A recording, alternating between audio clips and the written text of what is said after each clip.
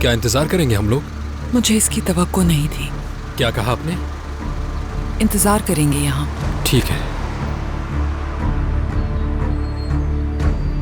बहुत शुक्रिया।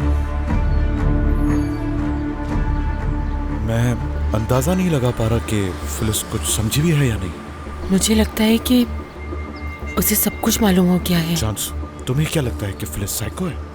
यानी अगर फिलिस को मालूम होता तो हमारे साथ ऐसा रवैया नहीं रखती। वो तुम्हें और मुझे जान से मार देती।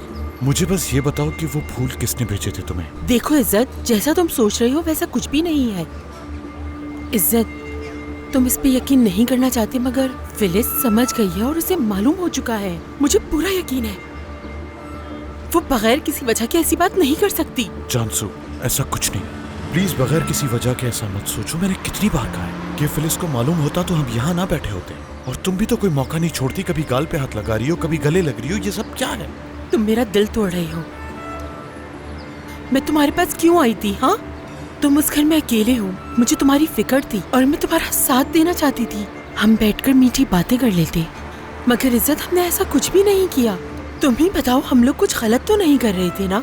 सिर्फ एक दूसरे के लिए अच्छा बनने की कोशिश कर रहे थे हम, इसके अलावा कुछ नहीं।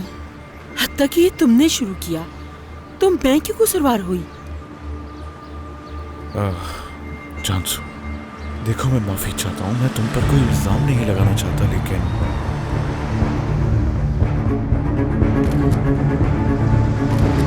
देखो, हम फिलिस या अपने घर वालों को इस बात की वजाहत नहीं दे सकते। अगर वो ये सब कुछ जानती है और उसने हमारे घर वालों को बता दिया तो क्या होगा? हम किस किस को कायल करते फिरेंगे कि ऐसा कुछ भी नहीं। जानसू, हम अनजान बन जाएंगे। कह देंगे कि तुम्हें कोई गलत फहमी हुई है। ऐसा कुछ भी नहीं। बेकार बातें मत करो मुझसे।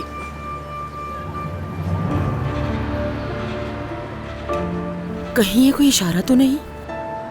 कैसा इशारा? शायद हम लोगों के लिए ये माहौल सही नहीं।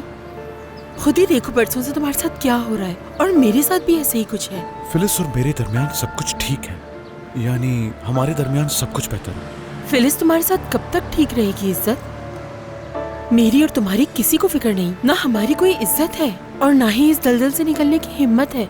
शायद जिंदगी में ऐसे करने पे मजबूर कर रही है। क्या मतलब तुम्हारा? हमें कहीं भाग जाना चाहिए?